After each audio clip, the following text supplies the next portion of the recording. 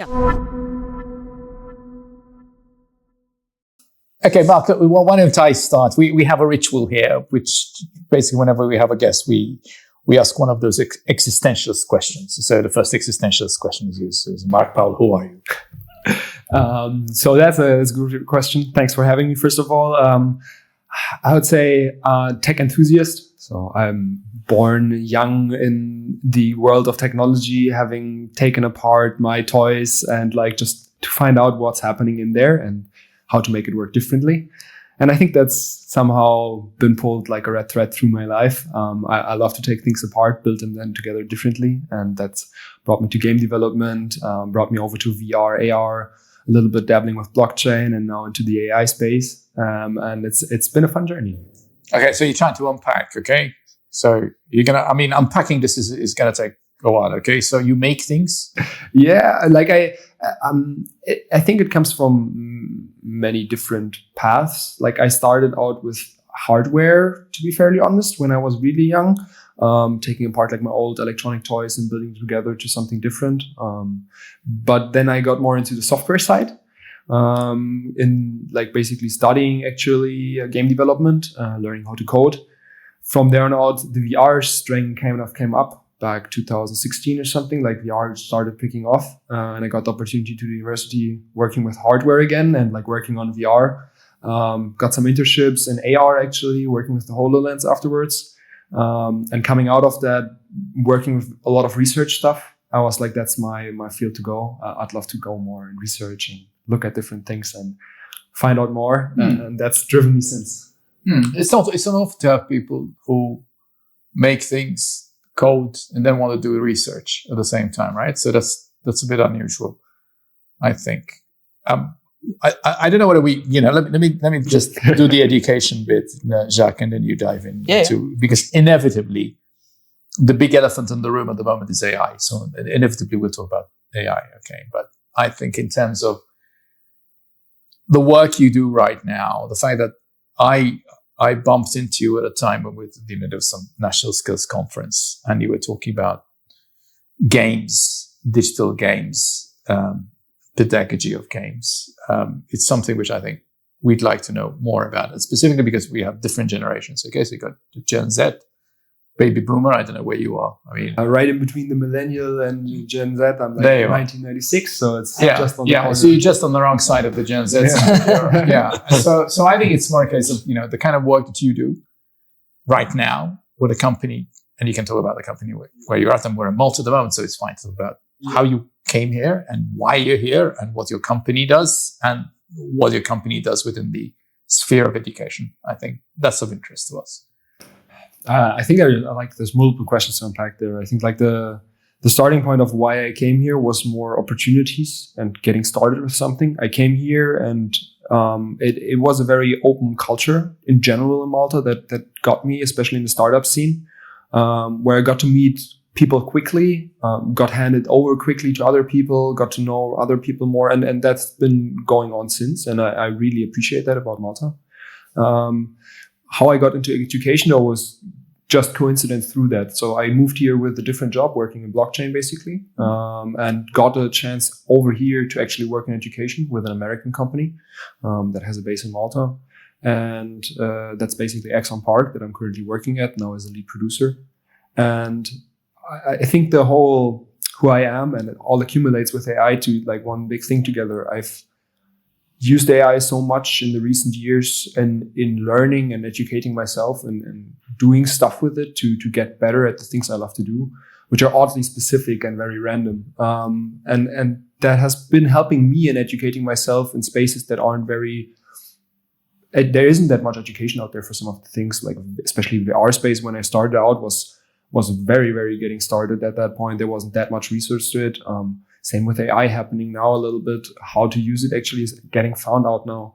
And AI makes that so much easier to do for yourself, which brought me into the space where Taylor, my CEO, came to me and told me about their project. And I saw the possibility of actually using AI as a means to get that personalized interest for everyone kind of available.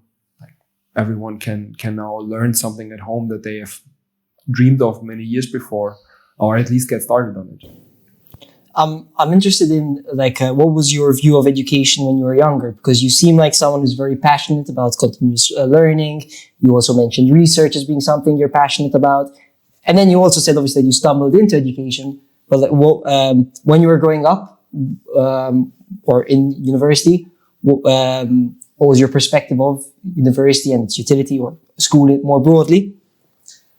Being fairly honest, I always hated school. And university, the same thing for me, repeated in a different pattern. And there was parts in my university where I was really lucky that I was in a very application-based university. So we did a lot of project work, which was, I think, the biggest thing that I took out of it. And I was always saying that school is not really representative of what's actually happening in the world. And I think that's a lot of kids see that even while they are in school, that it doesn't really help. And it's not really a representation of what will come towards them. And coming into university, I did, for example, mathematics as one of my main things in high school. We redid the whole mathematics that I did basically again in university because everyone needed to be brought to the same state again. So it's a lot of repetition. It's a lot about same things, and it's not really applicable for every individual, but more for general masses. And I think that's the big problem that always got me, where I think now we finally got the chance to go away from mass production education towards personal education. Let me ask you a question about this, because clearly this is kind of close to my heart. I'm a professor at university. And it just happens that at the moment I'm together with some colleagues, I'm working on a chapter on a book which is looking at the impact of AI on this thing called education. And it seems to me that there is chaos all over the place. Ironically, one of the exceptions is the University of Malta. The University of Malta was very clear about this, and I think it's something that I'm very happy about. The University of Malta decided that AI is another tool. And in the same way that we had a crisis when calculators were first introduced, we had to treat AI in the same way. So at the same time, I'm very much interested in personal learning pathways, which is what you were suggesting that we should be looking at. And I would love to have AI help me whenever I'm in front of, let's say, I don't know, next February, 100 odd people. Yeah. And see how AI can help me going from a one-size-fits-all education system to a personalized. Now, can you immediately, think of a solution for me as to what can I do short of getting, I don't know, people's profiles, upload them on Claude or ChatGPT or on Notebook LM and say, what should I do? Is there any other, how would you go about this? And I'm putting you on the hot seat as somebody who said you didn't like formal university education. I mean, that goes pretty much, and that's, since I work in the field, I of course advertise kind of our own system that we're building out. Because I think the big problem right now is in AI that it's very splintered, and it creates a lot of chaos right now, because what a person who knows how to use it can do with it is vastly different than a person who just uses it once can do with it. And that's something that, for example, we at Axon Park try to eliminate now. We are trying to make it for teachers equally easy to create a gaming experience based on the data they already have. So you ingest your papers, your PDFs that you already have, and basically it distills it down to the information that is content in that papers and creates lessons based on that. Those lesson generations can either be done based on the information that you put in. So you would like to have a lesson about a specific part, or what we're kind of working towards is having basically, you just say these things need to be learned, and the students have certain things that they like to do better. For example, some like quiz format more, some like to listen to stuff, some like to actually see pictures with it. And instead of defining how the information is transferred and how they are actually perceiving it and how often they're repeating it, rather you're just giving them a subset of information and they're taking it and putting it in however that fits for them. As long as the result in the end, and that's kind of the thing that we need to rethink, is how do you judge if someone is actually good at something? Because I mean, application-based things is probably the best thing to actually judge if someone can do a certain task with the knowledge they have. Because multiple choice quizzes only go so far, which are especially like apparent in America, I think is a bit. And you talk about young children, I guess, yeah. I mean, young children. I think it also goes further. I think that I noticed that there's a vast difference between the things that got tested in our university as hardcore tests and what the people were actually able to do in group-based work, what they were able to contribute, which might have been much more specific, much more untangible, and not asked for in a literal multiple choice quiz or even in a free answer quiz, semantic quiz. But the work that you're able to do in the actual work you're doing in the future is so much different from what the theoretical learning actually, just the question answer thing gives you. Are we still stuck in the garbage in, garbage out situation though, aren't we? Because I mean, you're still relying on data, which is coming in. But I think that's a general thing that we have in our society. As education is standing today, I'd say it has the same problems of garbage in, garbage out. And that's, I think, the biggest question mark there, because AI is highlighting a lot of these things because it brings it to the top very fast. But also all things that I think we've been talking about for years, and you probably have more experience with that there has been like need for education change for quite some time. There has been a need for more people in education who are educating, and it's been always just getting less people who are able to educate. And I think we've always been trying to treat some kind of, in Germany, we had like G8 was the name. We reduced the school year by 1 and increased the hours the students had in the 11th, 10th and 12th classes, basically, which got removed afterwards again because it wasn't fitted. But we are trying to treat the symptoms inside schools the way they are instead of looking at the bigger picture of what are schools for. But it still doesn't solve my problem as to what do I do, as I'm stuck in this world of looking at screens, which is normally what I have, right? People facing me. They may not even want to be there. And I'm trying to think of how can you make 2 hours of our time valuable to both of us? And that's what I'm trying to get to the root bottom at the moment. The only thing I could come up with, and I tried this probably unsuccessfully, but last October, was to have a survey. And I just came up with a survey as this. I just zeroed in on 21st century skills. Okay. So, how good are you on, creative thinking, communications, some digital literacies, ICT literacies, and saw what came back. And I'm still not sure that the AI is helping me. I think as an educator, it's helping me more in terms of, it's almost like having a research assistant on speed in my case. Okay. So it's helping me do things quicker, faster. What we haven't touched on is games though. And I go back to that because I'm totally game illiterate. Okay. My generation missed out on the opportunity of becoming games because simply, I saw my first computer when I was 23. Okay. So you guys were born with it. So I before we go into that, I mean, the idea of games and games for learning, is that something which is like the norm in Germany or the norm in the US? And I know that we were in Sweden, in October, and we went to one of these games. So tell me how you see games helping education, helping people do things better than the traditional education system. Yeah, I think it's been a few years now that I think in Germany, for example, there's something called serious games, which basically goes in the direction of education games. I think it's been a topic since education and like gaming in general has gotten a little bit less of the stigma. Like I grew up in my age, I was still a nerd. I still played games and I was one of the few people in my classroom who played games. But I was also there for the time when it started changing, where people started being more appreciative of games, and then especially the whole esports scene started coming, and that's I think where a lot of the more set people started picking off, okay, games actually have more value than just gaming.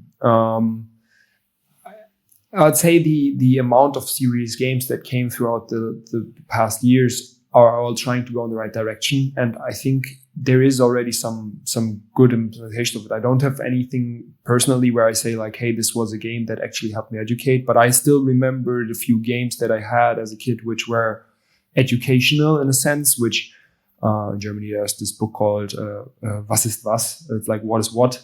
I think it also exists elsewhere. And you have like, I had like a game that was just a point and click adventure, and you had to like learn about the underwater world. And those little things, I appreciate them much different than I did actual like the paper that I get in school. And I think that's a big difference that games can do for us in a world where education has a big stigma. It's not fun. It's not a cool thing. It's always a means to an end. You have to learn to get somewhere. The credential. You have to get the credential. And once you get the credential, then you move on. My experience with university has been that this is more so the case, or is becoming more so the case, that people see university as directly, or schooling is directly something that they are there to get something out of, that you're going to get the skill that's going to make you this job, that's going to get you this money. And I feel that in lectures and even with colleagues, when lecturers are unable to sort of prove this sort of continuum, people seem to lose interest. Do you think that games like run this risk that like maybe people will be more interested but less bothered? Which is something you've seen so far. Even these smart games you're describing, they started to come around when we were in school, and they were back then, whilst they beat writing stuff on pen and paper, I think they were not necessarily game changing. I think that's the big question. Is that little bit of more interest game changing enough to get people to have an interest in learning again?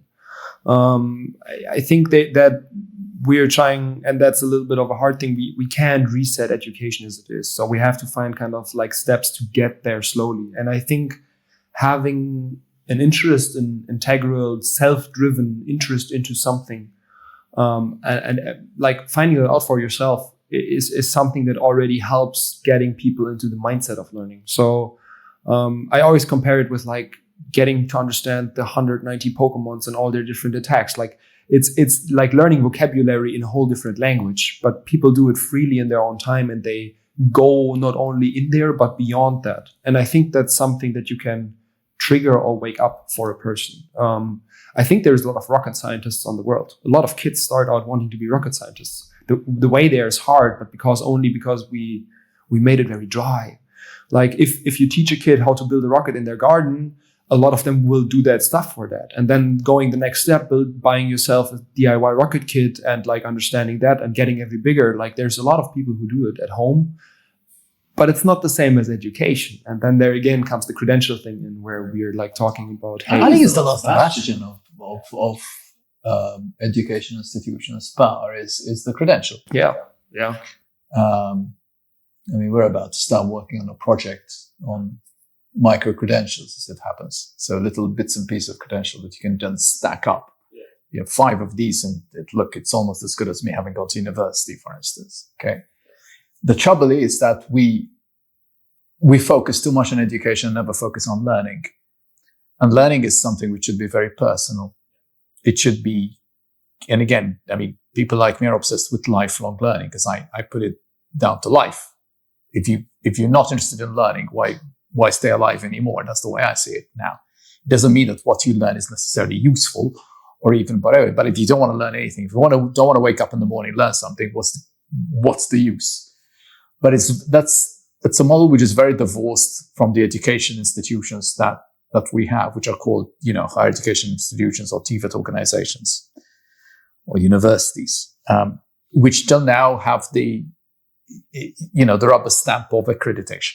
In other words, you don't have the piece of paper. Now you have the piece of paper. And that goes back to what Jack is saying. Now I can get more money. But it's a very utilitarian way of looking at these things. Now, you'll find that most people who are in the business of education don't think that's what's happening. I assume very naively that people who I'm facing, the 120 of them, are not necessarily just sitting there because they want to get their credential, or not even sitting there, not even turning up. In fact, basically saying, just give me the credential, I've paid for it. And that's, for me, is a very sad state of affairs. So then you go back to either saying, blow up the whole model. It doesn't work anymore. And yet you will find that even in places like Africa, most people still want to go to university. even if you tell them that, here's a job, you can become, you can spray cars. There's a lot of money in spraying cars. Or here you can go to college and learn how to plaster something. So I don't know how we're going to fix this. And I want to take this back to AI, because, can AI help people plaster a wall better? Maybe. Or find the right ingredients in the same way you can find ingredients to make a bomb, for I know. And we haven't turned it into VR yet, and I want to focus on VR too. Yeah, I mean and that's I think where AI can come in, and as you said, it's a superpowered assistant, and that's I think what the main part behind of this. It won't change and exchange the exchange between two people, but it supports that, and it can get you going and can get you conversation starters. So if, for example, like you said, the guy who plasters his walls might not find necessarily anything new on ChatGPT, but he might find some new ideas over it and can discuss them with an actual person who also plasters, and like they try something together. And that's, I think, where a lot of the ideation comes from. Of course, and then towards the credentials thing, I think it's a really hard thing to change, because the current problem is that not necessarily. I have, for example, I stopped my master's halfway. I never finished it. It hasn't been a problem for me, but that's because I'm getting vitamin B. I'm getting to know people. You're networking, and then you're getting to know people over other directions, which gets you a job on a different way. And I think that what's it come down to right now in our job orientation world, you get pre-selected from a list of CVs, or someone knows someone. And I'm much more a fan of and someone knows someone, because they actually know expectations. They have expectations towards what I'm doing. Actually, with the whole, I write CVs and I get applied somewhere. It's a super hard thing to actually get jobs right now. And we are having problems because we are hiring right now. There's a lot of AI generated CVs that exactly fit on the job that you were writing out. And finding that out after the fact for like 200 CVs for a single application is astonishingly hard. And I think that's kind of the key kicker point that we're going to notice in the next half a year is we had, and I already talked with a lot of people, we had a lot of job openings over the last half a year in companies. It's gotten really hard to hire these job openings. It's taken quite a lot longer because the amount of trash you have to go through to actually get to the right people. So the AI is not helping. It's not helping, but it's accelerating in that case the reasoning of, okay, I need to go beyond credentials. These people need to, like, we do a lot of hiring over people because we, like, if you know someone, they definitely get a reserved space because that gives us the verification they're not AI generated. Simple as that. And I think that's something that we need to go back to, collaboration and like all the things that we talked that social media kind of helped, but not really helped. Collaborating in real life, working together, being together on things and like kind of collaborating towards goals is I think the biggest driver that will get you towards jobs, that will get you towards the credentials you actually need in a job. In the coming years, especially the more AI is being used. I don't know how it's with you, but I hear of people writing their dissertations and stuff in AI. It is impossible. I'm just going through it right now because I've set my students what at face value looks like an essay. And I've just basically said, here's a situation. Okay. In fact, it was related, I think, to where do you think this whole AI thing is going over the next 2 years? And then I said, but here's a list of trigger questions that you could consider. And I give them about 20 trigger questions. That complicates matters a bit, right? So here's something. So I'm trying to get people to demonstrate to me is that they know how to think. And I'm also telling them you can use Gen AI. You can use Claude or ChatGPT. But I want to understand the process you're going through when you give in a problem. Here's a problem. Here's a whole series of questions. You now need to decide. You don't need to answer all of these questions. I'm just trying to help you. Now, question. Okay. Did I use ChatGPT for those questions? Yes, I did. But I had the original idea. And then the machine helps me expand that. Now, how can I check that these people are actually doing their work? Good question. I'm saying after doing that, I need a 3-minute video from you. Explain to me what you did. Okay. Now that's the way you kind of triangulate. But going back to the world you're coming from, okay, which is university might not be very helpful. As you said, you dropped out of a master's course and there are many people who went to MIT Media Lab and they normally drop out after year 1 for two reasons. Either they've been hired or they can't afford the fees anymore, which tells you something about it. But they're there for exactly the same thing you said, the networks. Because once you go into there, you've got privileged networks. I think what's worrying me at this moment is that people are potentially going to use some basic skills, the ability to read, to write, to communicate, to express ideas in a human way, and to have that kind of human feeling of this is okay for me, or it's not okay for me. Most of people are navigating life through screens, and yet you are one of these people who are helping them navigate through screens. So do you see what I'm saying? Now, I want to move slightly before you go to the other questions, I guess. This whole idea of VR, and I just want to pull it back, okay? This whole thing about the metaverse, this is what was supposed to happen 2 years ago now. 3 years ago when Zuckerberg said we're all going to the metaverse, and now nobody talks about the metaverse. So can you take me from games, the metaverse, AI, and then we'll dive into AI and what else we want to talk about AI? I mean, I think the notion at that point, and especially I think it was a point at crypto where also the metaverse name got very much taken into the hands of crypto. Everyone was kind of trying to accelerate that idea. But I wouldn't necessarily, it didn't happen. I think, and that's something that it's same thing with AI, that's going to happen in a more sneaking sense. It's not going to appear as like, hey, there is this one metaverse that is right there. But at some point, you're going to know more people who play VR games that don't. At some point, you're going to know more people who use AI that don't, even though it might not be advertised anywhere. It might not be a specific one solution for it all. And I've got, like, I'd say in comparison to when I started out in VR, I'd say the friends amount that have VR glasses at home, even if it's just for hobby or just part-time or they just tried it, definitely tenfolded in the last 5 years. I've got like literally at least every second person I know has one of the glasses at home and uses them sometimes. And I think that goes towards a sign where people were ready to buy the Vision Pro for $3,000. Like, that's a small car. Like, you can do a lot with that kind of money, but people were ready to buy that just because it promised the same thing. And it was a good proof of concept for Apple in that regard, that people would buy it. People would be ready to go for it. And I think we're going to see a whole more of the AR stuff, similar, akin to the Google glasses. There is already one or two companies who are doing similar things, and I think that's much more what we're getting back to because our technology now is there. We have nicer displays that can be used close to the eye as kind of just an overlay on the side.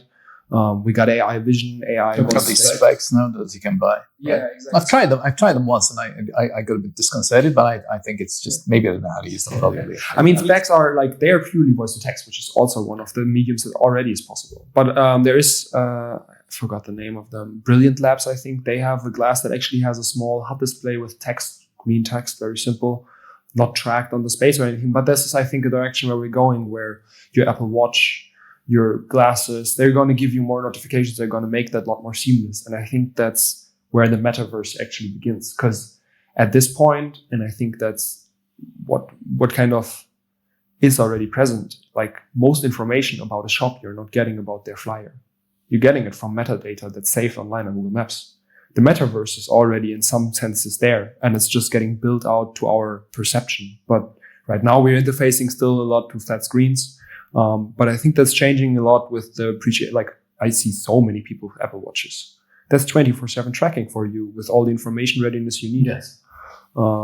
It's basically being in the metaverse in real life. You're listening to the heartbeat sensor that like is on your digital numbers, all your digital steps that you collected over the day. At best, you're going for some kind of achievement hunting with Google, with like Apple Fitness or something. And all of that already is part of metaverse. It's too late for him to become a cyborg, which I think you guys will be. You guys will run till, your life expectancy will be 100 and something, because there will be too many devices which are implanted in your body, which will be trying to give earlier warning signals as to something is going wrong, and what bits of you will need to be replaced. So that I get. I think the dovetail with education, which is what's worrying me and people like me, is that we've had a Victorian model, which it has been in many people's interests not to change, because there is power vested in the credential. And I still see very little sign that is changing. So whilst there might be people like you, and I know some people, I know quite a few people who dropped out of the education bandwagon and made a lot of money, but they tend to be the narrow exception. To get into those kind of networks that you are talking about, not being a graduate sometimes can be a barrier. Being a grad then gets you into those kind of networks and those kind of old style things. Okay. Now, on the other hand, for us, the great breakthrough was the internet. And that for us, and I think I'm one of the privileged generation that remembers a pre-internet life and a post-internet life. So I know what it's like to go out and look at the sky or go to a concert without a smartphone and understand, what it means, like watching The Who or something like that. Yeah. So I think my concern at the moment is what will replace the education systems that we have? I don't know. How do we assess people is what people are assessing? I'm not particularly interested in it at the moment. I'm only interested in, are people learning anything which they couldn't learn by staying home? Yeah. And I think that is the real issue at the moment. And that's why it goes back to this personal learning pathways. And I don't know how to solve it at the moment. And I'm going around in circles. The little time I still have left doing this kind of stuff. Okay. So anyway, I don't know if we round off the whole education thing, even though I'll keep on referring back to it. And we go back into, AI and whatever, where AI is going to take us, let alone AI agents and what because as I said, I'm only interested in what can the tool do for me? Yeah. Because I'm very selfish. So what do you think about AI agents or where AI is going to go next? I mean, I think it's a very interesting development. Like a year and a half ago or something, there was the discussion about basically chain tree of thought prompting, and the main idea I think behind agents was always there, that when we get AI to self-prompt itself and kind of let it decide on its own goals, if it has good enough reasoning, which especially GPT is focusing on right now, like OpenAI is focusing on right now, we can get them to self-organize to a certain degree. And I think that's a powerful factor which will come available in the next year. I think next year is going to be a year of agents quite a lot. We've already seen, I think, the first developments in that regard.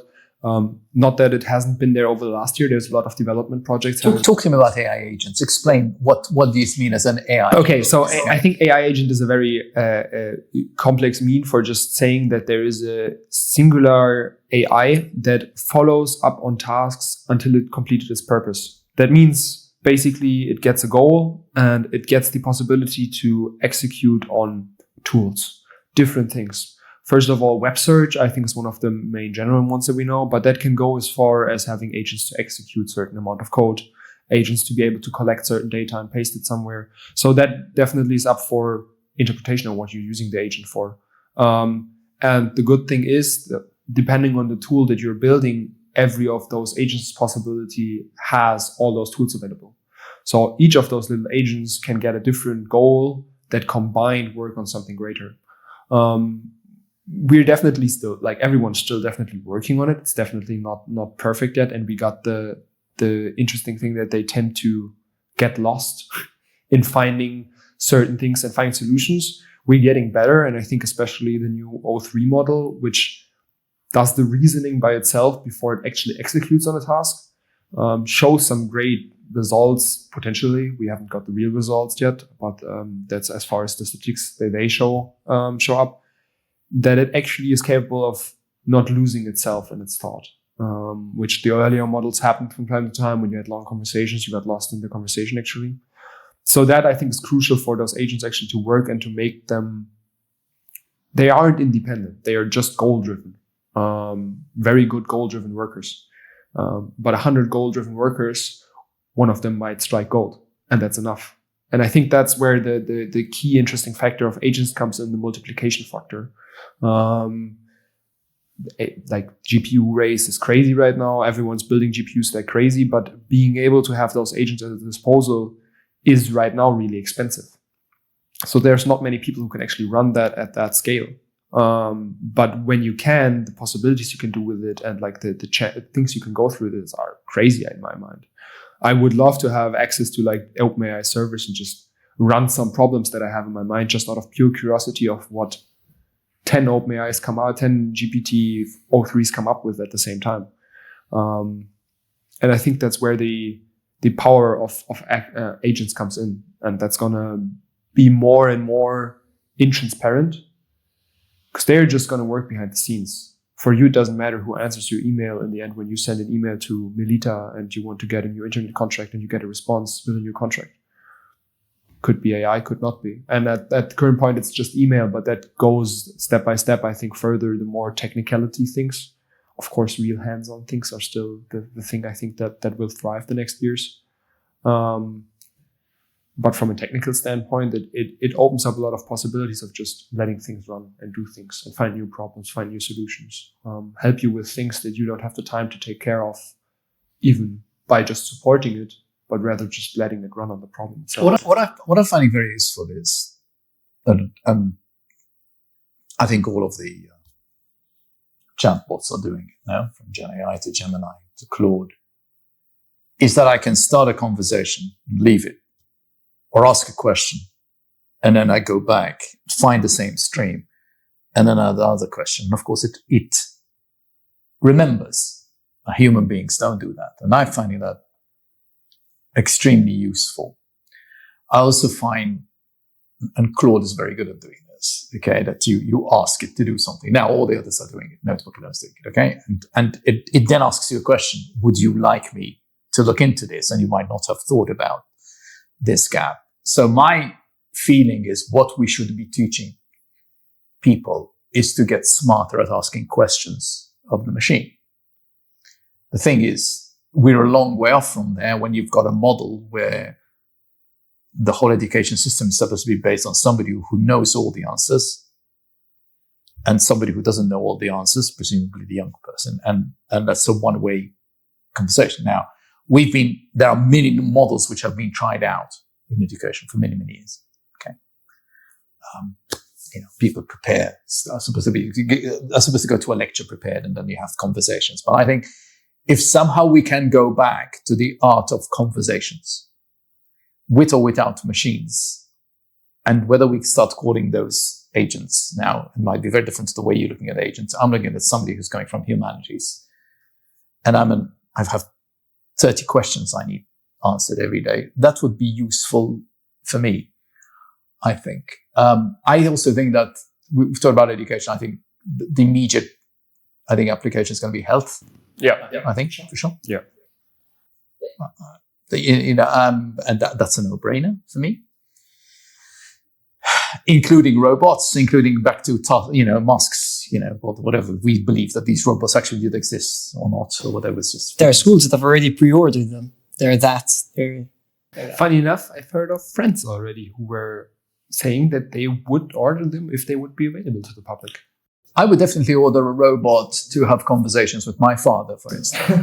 I find the idea super fascinating because we've stepped away from a point of pure possibility, but from I like that.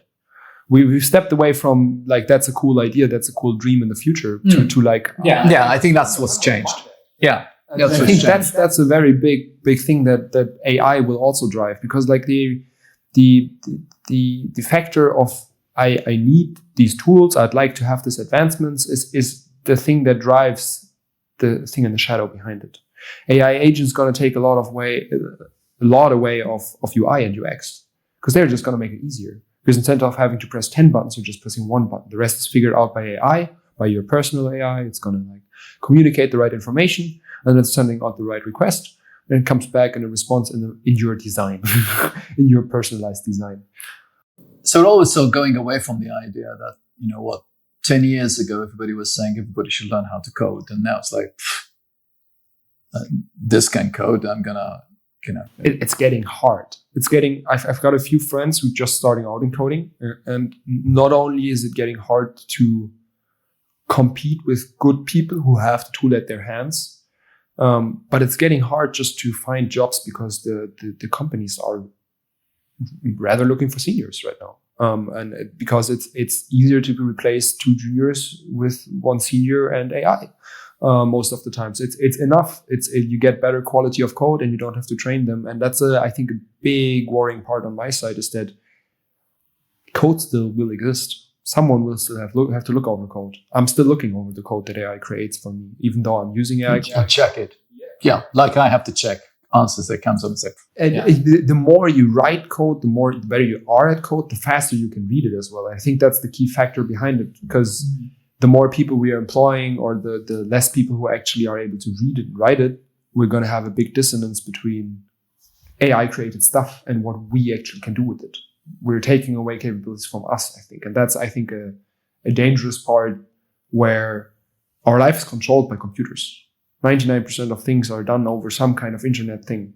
If it's payment, if it's health, it's something. And I think that we should have an interest for that. There should be an interest for the world that we are surrounding us in. It's just gotten really hard to get the interest, and it's gotten really hard to actually do something with it now. Accounting as well, though, for, of course, we had a little bit of overhiring in regards to Corona, where everyone was like, we need only coders. So I think it's that play and give. We need to come back to, okay, in Germany there's something called Ausbildung, not an internship, but like basically you're getting trained in your workplace for like, I think 4 years as well. And then you're basically getting a job there. Most of the times you're getting offered. But it's all on practical work. And I think that's something that we really need to look at again for how we are actually getting people from education, base knowledge to their specific direction and where they can help out. So, okay, let's go back a little bit towards the games. How important are the individual prompts from the students, and like how are they meant to engineer these prompts to best suit their needs? And how do you balance actually people's individual requests and prompts and wishes with the greater good for their own education's sake? And even on a personal basis, how can people sort of get better with these AI tools to better achieve their means? Yeah, I think there's two sides to that, since I think prompt engineering is a means to an end that exists right now, because communicating with these AIs is very specific. And it's already gotten less prevalent, I'd say, than it's been at the start of GPT-3 and 3.5. It's gotten a lot more fluent, the conversations. It's understanding a lot more by now. But prompt engineering in that specific kind of came through understanding what kind of actual text data is online, and how is that formulated in comparison to what we're conversing, what we're actually doing, what you want from it. So prompt engineering, I mean, creative writing goes in that direction, I'd say. But it was very specific, since it's a very technical space. It came being through the whole web data. Everyone who wrote front ends and like filled out web creative writing knew a little bit better on what the AI also wanted to see to give out something in the end. We are though taking the approach, first of all, we are doing the prompt engineering. So we are making sure that whatever we are giving the teacher specifically as an input possibility is surrounded by something that explains the context in a good manner. That partially comes through the data that you are linking, so through the PDFs that you're uploading, that comes through basically our decision on how education, the flavor should be from how our AI should act. But in the end, that gets influenced by what the teacher writes. For students in the end, in their personalized learning, we're going much more in an exploratory sense. So the idea is basically a student performs a certain way in different tasks in different areas. We can change up these tasks. We can change up the areas, but we can find out slowly what their directive is that they're going. They're particularly good maybe at one certain game. They're particularly good in one certain direction because they are performing or redoing certain tasks at a certain frequency. And that's definitely something we're working with educators to like find out, okay, what is a good repetition frequency that makes sense? And at what point do you see, okay, we introduce a new topic? There's research on all the interleaving and stuff. And we want to make that more a fluid process. That instead of the students actually, hey, I want to learn this, the student just goes online, they got their list of things they have to do, and then they basically just work on it and just start exploring a little bit. And there might be something that's not in their year, but that might be something in another school that's taught that's just recommended to them for some extra bonus points in-game, but it might interest or pique their interest. And that's what I think is the most important part that I'm trying to go for with the whole thing. That exploration is not only something necessary, but is also the main driver behind getting the knowledge yourself, understanding how to learn for yourself, because your interest drives that learning. And you mentioned that sort of this AI is learning about the learners as the user goes about using software. Is there, I know that perhaps it's a bit cruel question, but is there sort of a risk that these sort of, it's obviously very precious data and you're dealing with minors who generally very impressionable, whose brain chemistry is still relatively plastic. And I mean, we've seen not using necessarily technologies as advanced as AI, but the methods used by, and I'm not saying that people are going to use Axon Park technology to do this, but in Germany there was the Hitler Jürgen, which was incredibly capable of engineering almost these sort of killer, diehard patriotic individuals. Are there any safeguards in place that sort of prevent? I'm not saying to that extent, because obviously that is quite far, but sort of bad actors using this, or even states perhaps in using it to sort of drum up the sort of support they need. Is there anyone giving any oversight as to? I mean, to a certain degree, we are of course making sure that the general content given adheres to the guidelines generally by OpenAI and stuff like that. So there is already, I think, a very big net of, okay, no dangerous things, no harassment things. There's I think a general net of, okay, this is okay. The second thing that we're doing though is we rely mostly on our educators, because we think, and as we said, this is not a thing. This is ethics, basically. This is ethics, and this is a discussion to be held between people, not between computers. And it's a thing where we are saying this is a tool. It might be a very powerful tool, but it's still a tool for educators to be able to put their educational knowledge into works and available for the kids so that they can just grab it and take it and use it. But we're still relying on teachers basically to make sure that what they're inputting, they're verifying. And we, for example, make sure of that by whatever you're uploading, you're basically putting your name below it. So whenever there is someone learning a lesson that's specified by your information, there's your tag basically connected to that document, where that information is taken from, what it's being used for, and how it's basically verified in the end. So we're making sure that the teacher... Just linked to your identity. Yes, basically. And since we're going to work firstly with educators in that sense, we want to make sure that they have the capabilities to edit things to their detail, to their degree of this is right, and put their name below it. Because I think that's also a good thing. If your lesson goes crazy and everyone plays it and the kids love it and they learn so much from it, your name's below that. For every educator that's just upcoming, it's something I think that's also a super good possibility. It seems to me we're at the stage where we've gone from Google is making you stupid, which was the buzzword 15 years ago. And now it's like AI is going to make you super lazy. And AI is going to turn humanity against, or it's going to become adversarial. No, Harari is not talking about artificial intelligence now. He's talking about adversarial, intelligence, if anything. And the case he gave of for example, the job applications perfectly shows Harari's point of So you can, I think we're at this kind of interesting moment. And I don't think anybody knows where it's going to go, frankly. I wouldn't say it's wrong though. Wrong is stupid. Googling can make you stupid. Absolutely. But knowing how to Google can make you very knowledgeable. And I think the same thing goes for AI. I agree. And that's what I think the biggest part is that makes it so hard to right now find the right space in AI and all these emerging texts, because everyone's trying to stand on the side for it. But it's definitely both. AI is going to make some people really stupid who are going to rely on it 24/7 and are just going to be basically directed by that AI.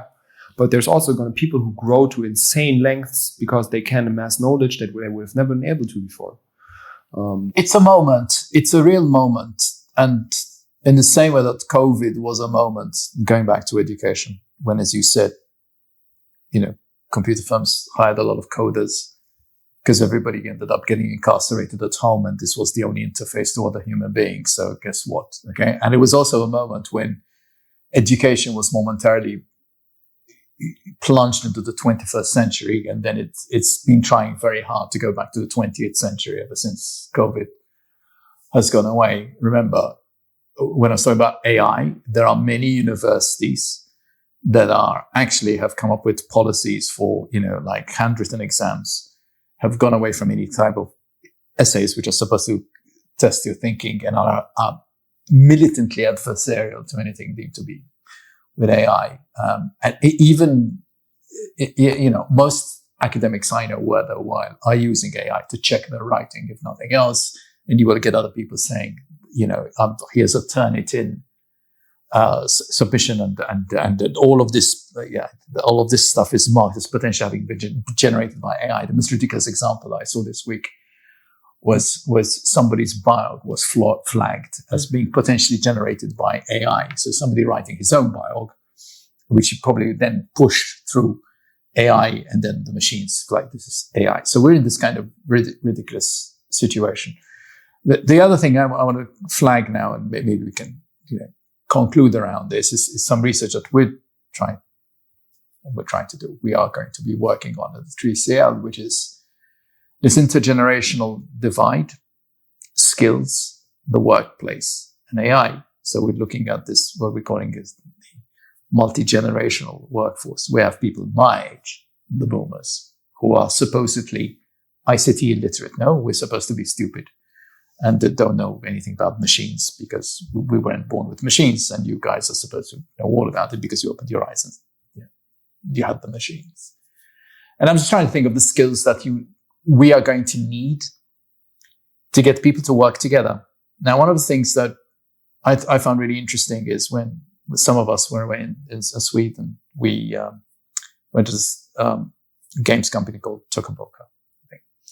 And some of these ethics issues were coming to light. For example, I'll give you a stupid example that you could design your own character. And then they had to figure out that if, there's a girl aged 10 and she's designing herself, and this is what she looks like, and here's a frying pan. And now she's designing another character who's potentially her sister. Is it okay to put her sister in the frying pan and fry her, for instance? And should the game company intervene? Is that an ethical issue or not? They decided not to, if I remember well. They said, it's just a bit of fun. Okay.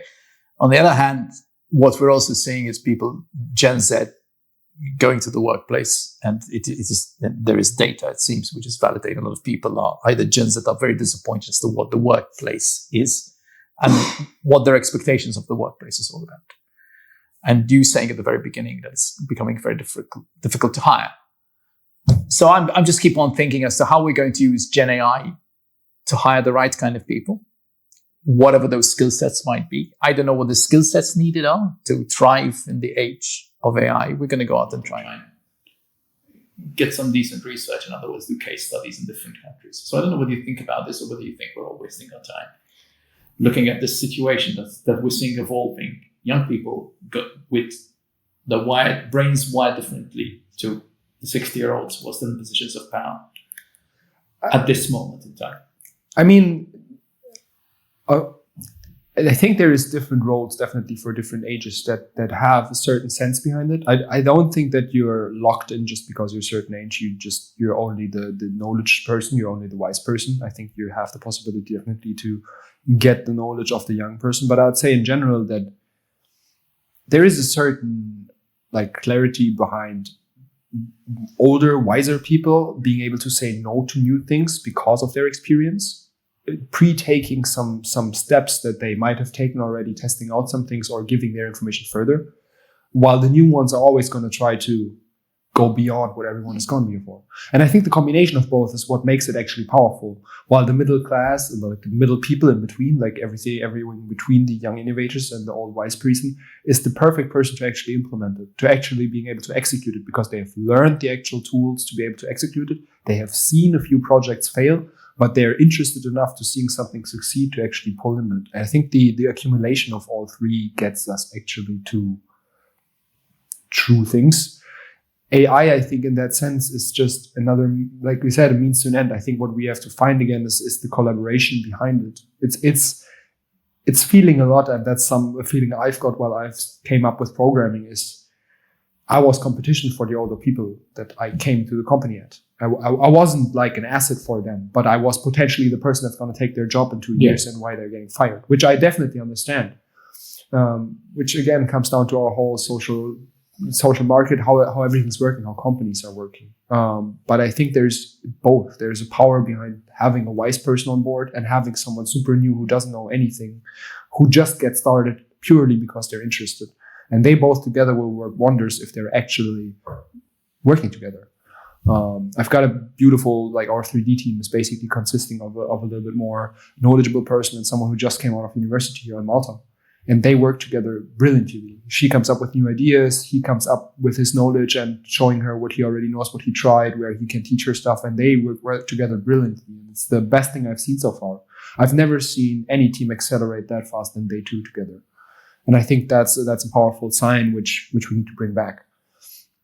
Because it got somewhere lost in the whole financial, social world that everyone's working for themselves and is just for themselves out.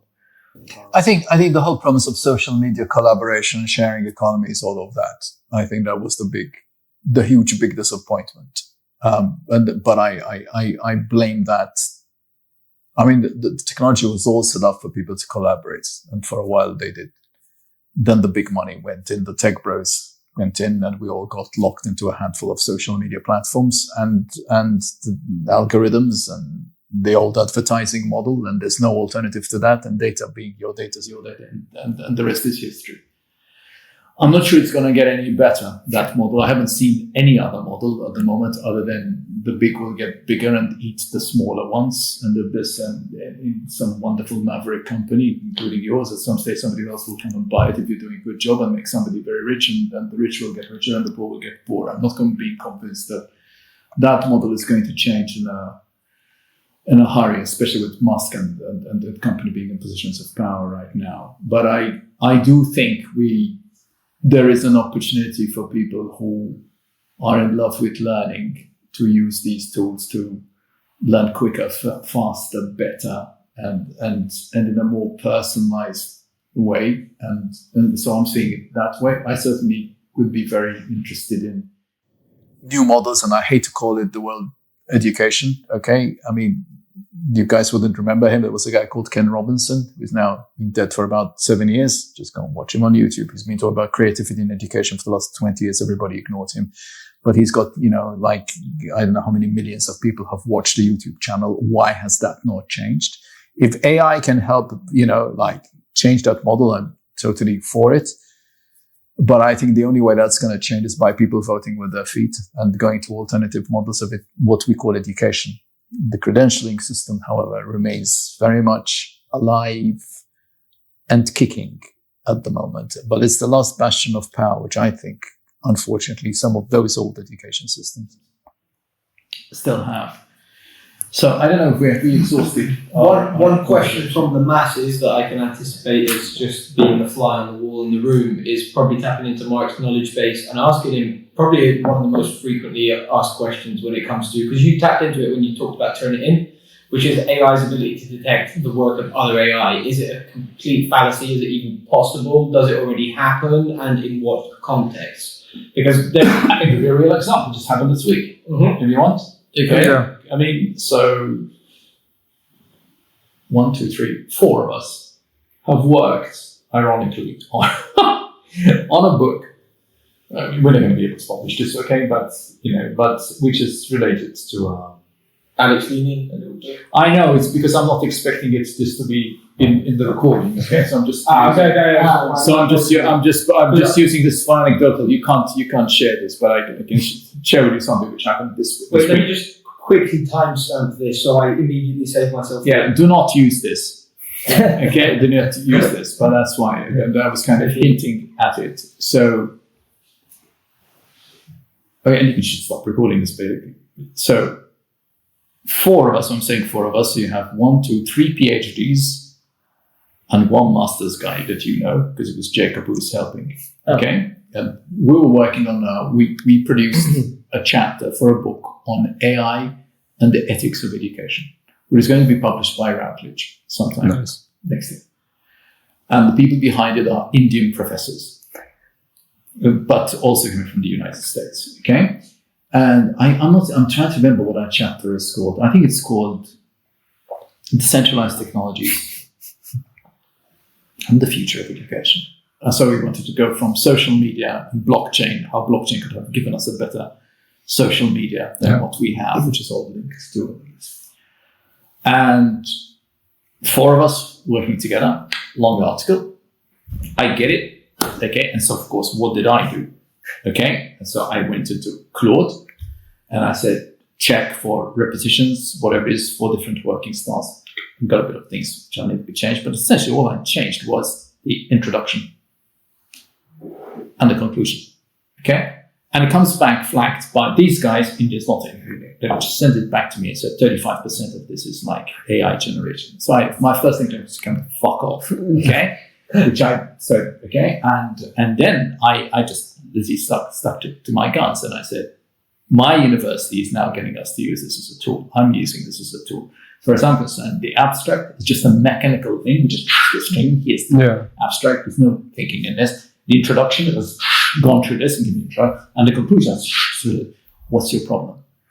Exactly. And by the way, you flagged footnotes as being AI generated. Our bios are being AI generated. This is rubbish. Come back. Don't even come back to me. Or just take this out of your chapter, and they have to come back with an apology saying, okay. Right, I'm going to timestamp this because we've gone a bit of a side quest. Just because what you're saying is essentially... No, but this is AI, a book on AI. Yeah, you've got it. Where we're using AI for fair use, and the people are saying, no, you're cheating because this is an academic book. I mean, rethinking the whole like AI checkers, you're not checking if it's AI, you're checking if it's averagely internet language, to be fairly honest, because that's what AI is, and that's where it comes back to. AI is a statistical model being based on our language that we participate in the internet with, and flagging that gets gradually harder the better it gets, because it just gets better internet lingo, and I'd say even that a lot of people are starting to sound like AI without even wanting to. Because you're reading articles online which are 90% written by AI, all using phenomenal and like all those adjectives that AI loves to use. And by now people just write like that partially. There's a whole generation coming up which just learns to write and read with AI. Or books that are made by AI. I think it's a really wrong question. If you have to ask the question if something is written by or read by AI, your question is not really interesting. Like if it's about the content of the book, it doesn't matter if it's written with AI or not, as long as it reads interesting. If they give you context or feedback on something, that's constructive feedback. But just because it's AI doesn't mean like that it's not valuable or not the right thing, or that it's a tool that I'm using to its fullest extent, like my calculator, like you said earlier. And I think that's the key part that remains there is you can fact check, or you can try to, but I think if you're doing it, you're finding a means to an end for something that you maybe should realign with current day and age. It's an interesting time. Yeah. It's an interesting time. And I think that there are going to be a lot of bad educators masquerading behind the ethics of education. Yeah. And hiding behind, because again, eternity is what? But at the same time, I do worry that there is, as you said, young people are increasingly going to be using AI to craft their sentences.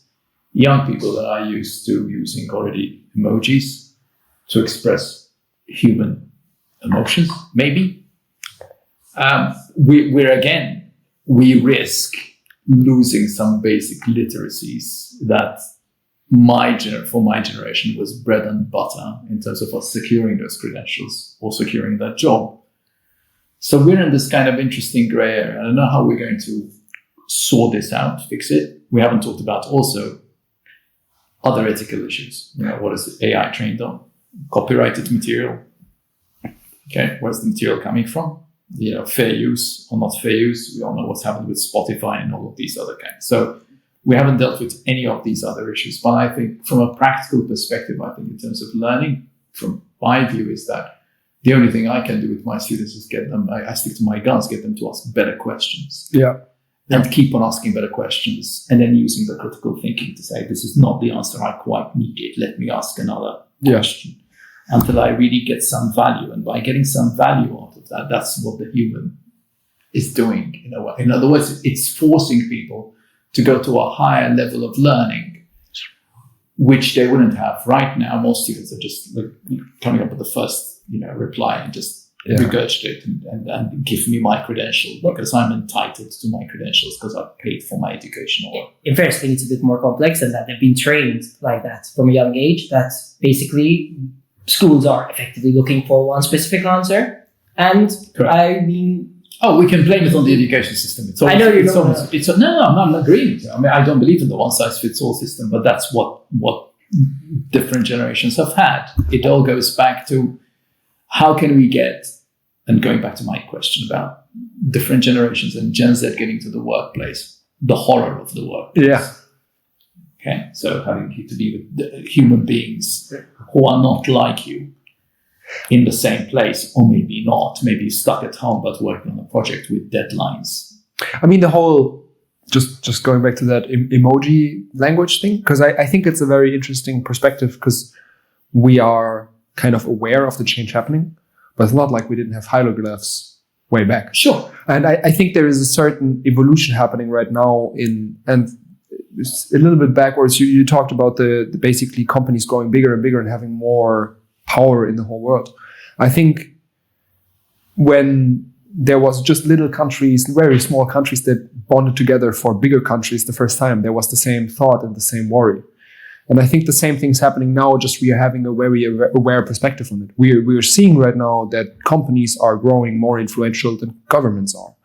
Like the influence of companies and their money is, I would say, way beyond what actual governments are doing by now. It's vice versa by now, and that's going to grow. I don't see that happening. Like you said, I'm not seeing that changing anytime soon. And I think the gradual development that we are though perceiving there is something necessary that we won't be able to work beforehand. We won't be able to write out the emoji language that the next generation is going to just develop.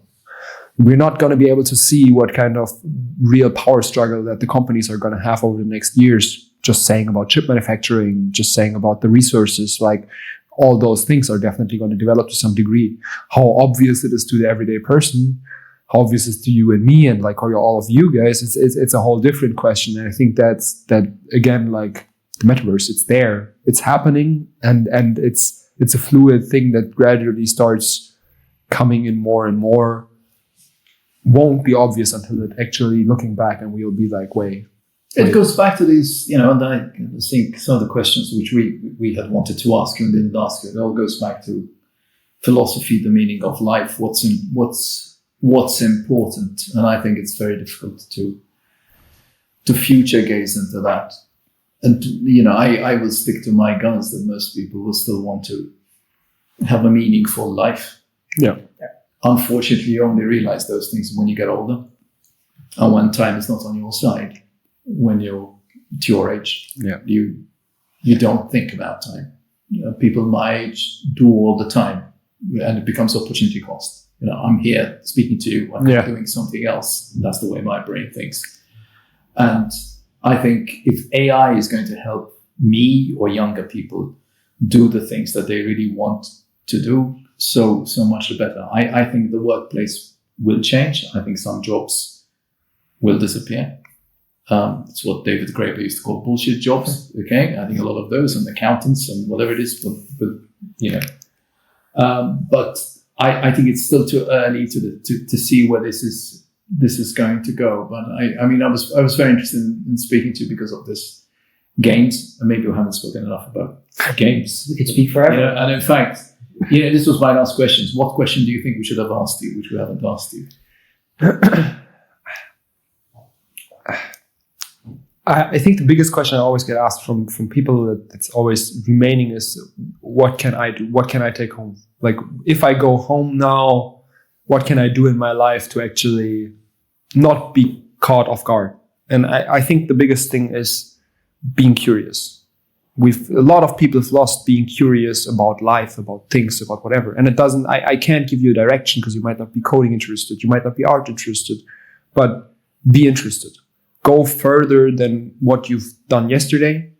And I think that's the biggest question that always remains, that's not specific to AI, because AI might be the current symptom that drives that factor. But it's going to happen throughout life. I think a lot over the next coming years, especially with all the technology changes that are happening right now in research.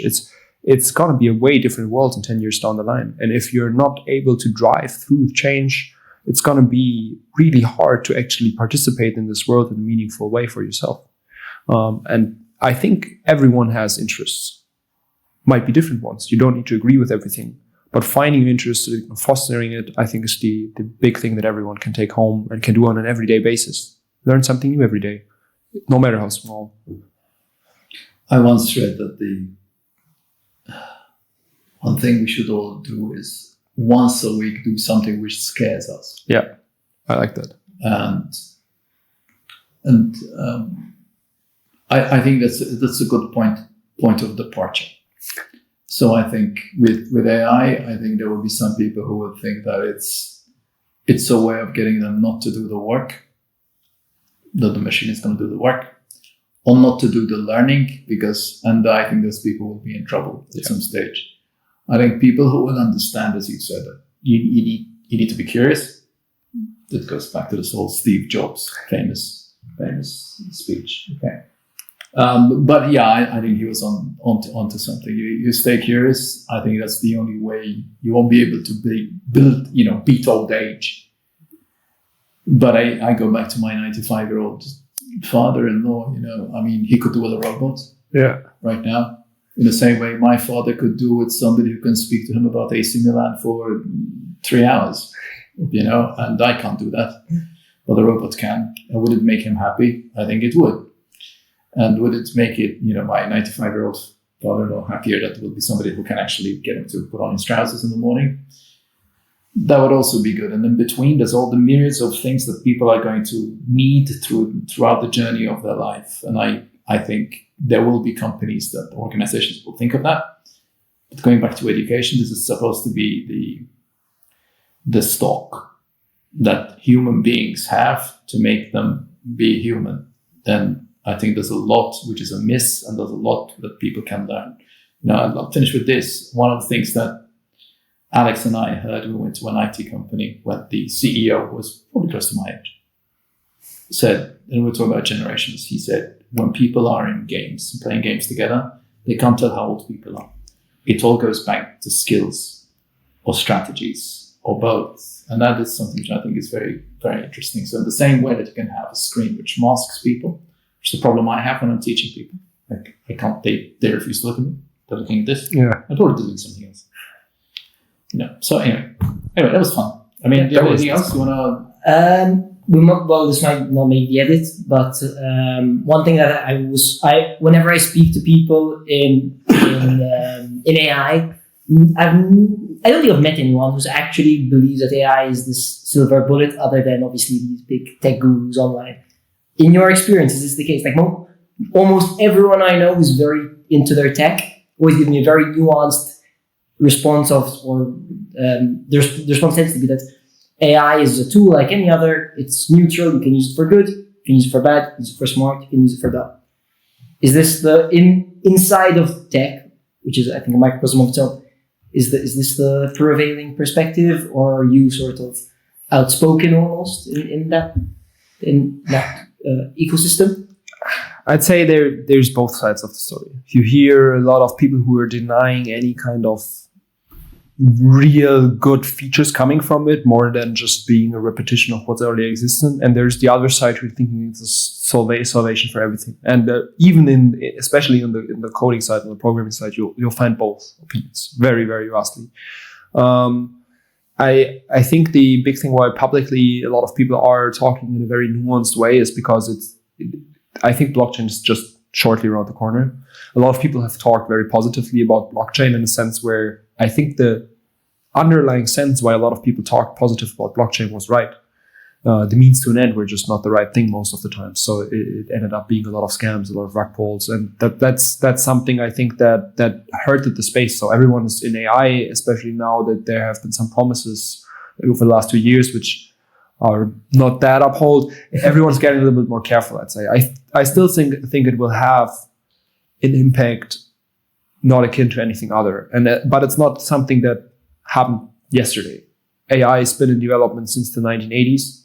like since we are knowing how to do computers, like since we playing chess, we've like trying to create a kind of an AI that mimics human capabilities. And it's the long story short, I think that will in the end prevail in there. That we'll look back on in 10 years and be like, okay, this was the silver bullet or it wasn't. But you'll find both sides frequently. Yeah. Thank you very much. It was very interesting. Obviously, you could keep on talking for ages.